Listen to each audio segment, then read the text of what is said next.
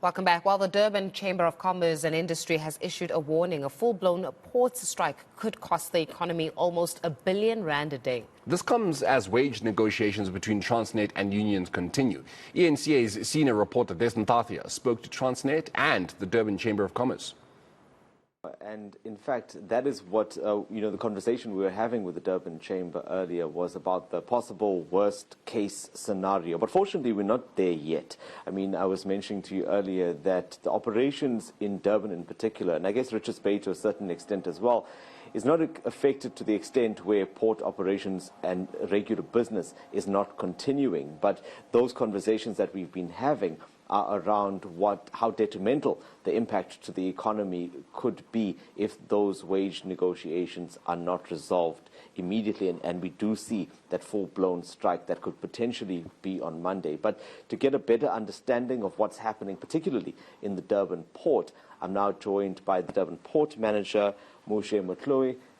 Sir, thank you so much for joining me. I think let's start there with the concern and I guess a certain degree of panic that is setting in. What's it looking like at the port today? Are you finding a lot of the employees that are not at work, or have they down tools as they have threatened to do so? Thank you for giving us an opportunity to explain the situation. Look, as of today, when we looked at Transnet National Port Authority employees that have stayed away from work, is 12% of our complement, which is around 1,200. Only 12% had stayed away from work as of today. In Richards Bay, 14%. I need to also give the assurance that the disturbances that we saw yesterday at Richards Bay, where the port was shut off by protesters, that was resolved yesterday afternoon. And throughout the night and this morning, up until now, the port is fully accessible. The same applies to the port of Durban, where those who want to do business with the port can come to the port. We really are having a stable environment. Yes, we have noted that there are businesses that are affected by the strike. Management of those entities are taking care of it. But I must emphasize that in the port of Durban, for example, majority of terminal operators are privately run, and as a result, they are not affected by the strike from getting their ship and the cargo out of their facility is concerned. That is, if they are using a different mode of transport. Our interest right now is to really appeal to our employees and everyone else to heed the call of coming back and help the port to function fully as we are at peak, and we really want to see this resolved. We're doing this as a way of saying the company has been open around what needs to be done, and we're doing exactly that. And we've got a reputation with them where throughout COVID, looting, storms, we really have been with them, and we hope that we will resolve the issues. Mr. Motloi, what kind of contingency plans are there in place? We did see a statement from Transnet saying that even if the strike does go ahead, business will not stop, and there are plans in place to ensure that the work gets done. How are you going to deal with that, particularly at your port? Look, if you're looking at the TNPA side, where our responsibility includes, amongst others, to bring the ships in and out of the port, personnel that operate our tugs are all at management level, so they are not participating in a strike. That on itself is a built-in contingency. We say we can always bring ships in and out of the port. We also are looking at other options that I cannot divulge here for obvious reasons, of saying how do we give those ancillary services that enable that to happen. But the helicopters, the tugboats, and everything else is working, firefighting. Those are areas that we are considering. And we are also working with customers to say in which other areas can we collaborate. We have taken a decision this morning that we are going to have daily briefing, face-to-face sessions with the customers so that jointly we can deal with the situation as it arises. Our focus will always be on the next 72 hours rolling so that we can be ahead of the curve and look at the trends, how many ships are coming, what is the levels of stock in hand, how then to work a plan that evacuates that. And central to that will be constant collaboration with the law enforcement agencies. I was going to touch on that, sorry to interrupt. I was going to ask you about the safety of workers that choose not to participate or others that are going to be coming in and out of the port during this period. Look, as you would know that our physical geographic area is defined. We know where the port starts, where it ends. That area is secured enough to say everyone who is within that space should feel safe. We also want to appeal to whoever who is part of this industrial action to consider that we've got tomorrow to secure. Today we might be having difficulties, but tomorrow is very important. Therefore, those who choose to come to work really should be allowed to do so. As we have said as Transnet, that we do not think that it was necessary to get to the stage we're at, because there are a few other things that ought to have been done to avert this. And we hope that everyone is going to think twice, because there's a lot at stake. Families, friends, and jobs that are dependent on us. And we need really to allow that to happen so that we can have a free passage, if you like, safe passage for people to come to work and work. Thank you so much for your time. Mushle Mohloi there speaking on behalf of the Durban port. You would remember from our conversation earlier, Rufiwa, that the impact to the economy is quite significant. The Chamber estimating that any shutdown of the port could cost the economy close to R1 billion a day. Transnet is also trying to make sure that it can stop the strike through legal intervention as well. You know, just to contextualize this, we started our day down at the port here in Durban. I must tell you at this point, it doesn't look like a complete shutdown.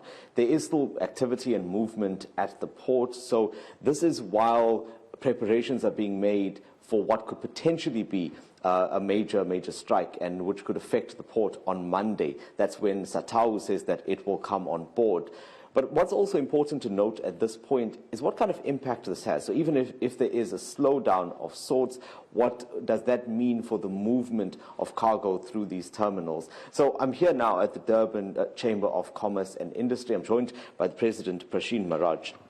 Mr. Maraj, let's start here with your role in that court interdict that is being sought by Transnet. I understand that the Chamber has also submitted an affidavit. Just talk to me about the reasoning there and what submissions you've made. Yeah, thank you, Dasen. Firstly, Transnet is a member of the Durban Chamber of Commerce, so it's our duty to support all our members in whatever plight they may find themselves in. Whilst we are very conscious of the hardship that workers go through, at the end of the day, the Durban Chamber of Commerce have got to support its members. Besides Transnet, all the logistics players are members of the Durban Chamber of Commerce.